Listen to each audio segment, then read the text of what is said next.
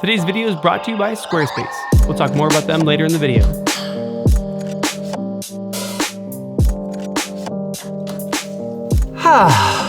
My Instagram got deleted.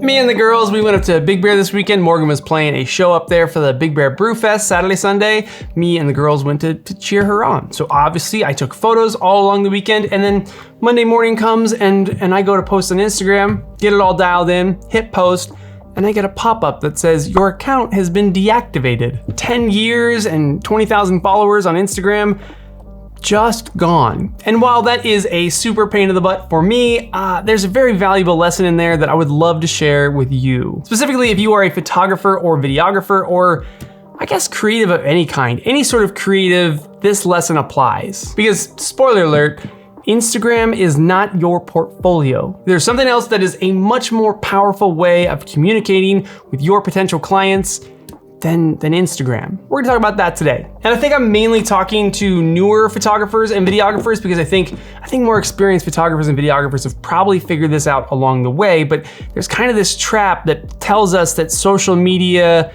that's where you should be posting as much work as possible, be consistent, stay up to date, stay in people's faces. But I'm here to hopefully convince you that Instagram and Facebook and TikTok, those are all marketing channels that are in your sales funnel that ultimately should be taking them to a place that you control and that you curate. But there's pros and cons to Instagram, so let's hit on the pros real quick. Now, the main pro with Instagram or any of these other social media platforms is it's a great place to get discovered. I have booked many weddings from people that first found me on Instagram. But Instagram is an algorithm, so while Instagram used to want photos, if you posted photos to Instagram, boom, you could just blow up with the right hashtags. Now they want videos. So the algorithm is changing. You don't have any control of the algorithm, you just have to try to keep up. Now, the two main cons that I see with Instagram, the first one is it is kind of a what have you done for me lately platform. As in, as you're posting, you're trying to keep up, you're trying to be consistent and post as much as you can. Your best work might actually be 10 minutes back in your feed. It's not featuring your best work first,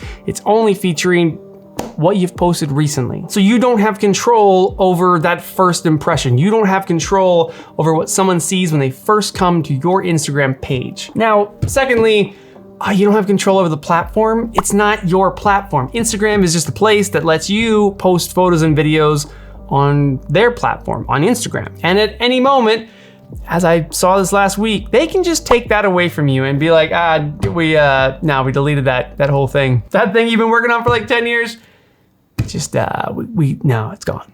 Cool.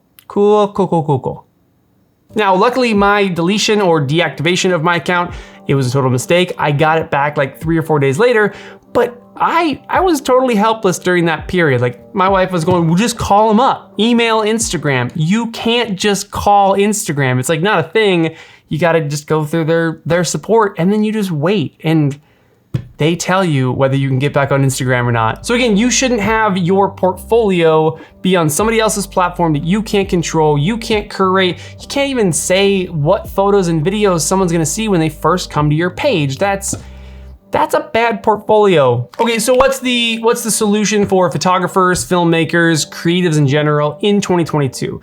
There's a couple of things, but the very first one and the most important one to your sales funnel is that foundational element, and that's a website. A website portfolio that you curate, that you can guide your audience through. When someone comes to your page, you determine what photos are first, what videos are first, what information is first. Then when they start scrolling, you determine what's next. How are you gonna walk them through your work and information to get them to the point where they go, oh man, I gotta reach out to this guy or gal. Now, pro tip here, your best work should be first. That's kind of what you wanna highlight. But even more importantly is the work that you want to make more of should just be plastered all over your website. I read a quote a while back, I have no idea where it came from, but it said, you sell what you show. And that stuck with me because it's totally true. That's how marketing is. Whatever is shown to somebody, that's what they're going to want to buy. So if you are a landscape photographer or a wedding photographer or a baby photographer or a family photographer or a headshot photographer, what else is there? Boudoir photographer, whatever kind of photographer you are, your website should be covered in that work. Don't post your landscape photography photos and then try to book weddings, because That doesn't correlate. Someone just knowing, hey, this guy is good with a camera does not correlate to them going, I would trust him to shoot my wedding photos. I might create a whole video just on website design because I'm currently designing a new website for this channel, but for the past 8 of 14 years that I've been a professional photographer, I have used the sponsor of today's video, Squarespace. And the main reason is that Squarespace is an all-in-one platform for building your website, for building that foundational element of your sales funnel. And I recommend them to anybody, anyone that's starting a small business, but again, especially photographers, videographers, creatives of any kind, because again, there's that social media trap that just says this is what's important.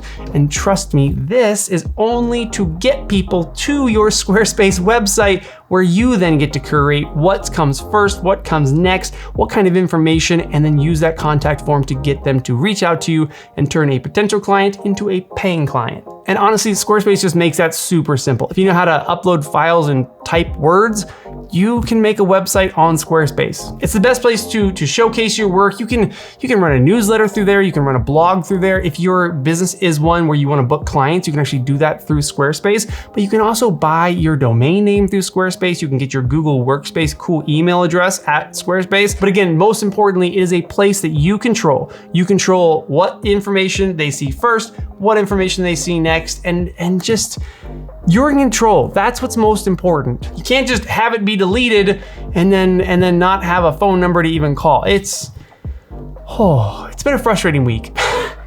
But I'm begging you, if you guys do not already have a place like that on the internet, use the link below, go over to Squarespace and sign up. It is a totally free trial. So you can go in there and you can actually build out your entire website. And when you're ready to go live, use that link below, use my code, save a few bucks, and get a place on the internet that is uniquely yours. All right, let's end this with the social media channels that I think are most effective in 2022. Those marketing channels that are gonna get people to that Squarespace website. And obviously, I think that YouTube is super important, but for me, I am teaching on YouTube. So if you're someone that's more just looking to showcase, I don't know that YouTube is a great option for that. The one that I do think is a good option though, and the one that I think I'm gonna be doubling down on in 2022 is Twitter. Twitter's gone through so many different cycles and changes of kind of what Twitter is and who is on there, but right now, I think it is the best place to connect with people, to actually have real conversations, to get engaged in discussions and connect with people. And in sales and just in life in general, I think that's the ultimate goal. The ultimate goal for anything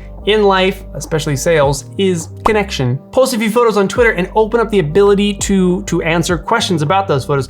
It might be something unique and somebody asks a question, all of a sudden you're in a great conversation with that person and you don't know if that person might be a future potential client or future potential partner. Maybe it's another creative that you end up working with and it's just because you posted some photos on Twitter. But Twitter's also an amazing place to follow creators that you like, to follow people that you want to work with in the future, and dude, respond to their tweets. Like somebody tweets something, respond in there, like get in the conversation, be a part of it. Don't spam your work in there, but anytime there's an opportunity, like if Aperture or Rode or Sony or Canon says, post your bangers from the weekend, do it, post your bangers. That's your chance to get your work in front of other people. So my thesis in general, this whole video boils down to this. Social media platforms are great. Yes, you can get noticed on them if you're playing the algorithms properly, but ultimately they are all marketing channels that funnel someone to what should be your curated website, something that you control, something that you've built, something that shows off your work in the best way possible. And when you make that, go to Squarespace, make your website, show it to your friends, show it to your family, show it to colleagues, competitors, people that you work with, show that to as many people as you can, get their opinions. Does it work? Does it land? Does this make you want to hire me? Because when somebody is looking to hire you, your website is the most important tool that you have as a creative. If this video helped you guys out today, hit that like button below, subscribe if you haven't already, and yeah, let me know what you guys think. Are you guys on Twitter? What's the social media platform that you're all over? And mainly, do you have a website yet? Do you have a place that you curate and that you control on the internet? If you don't, link below. All right, I'll see you guys soon.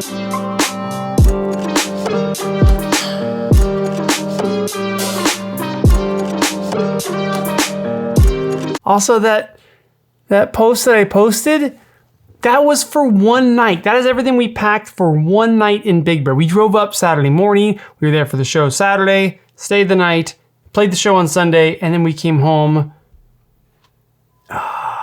So much stuff for kids.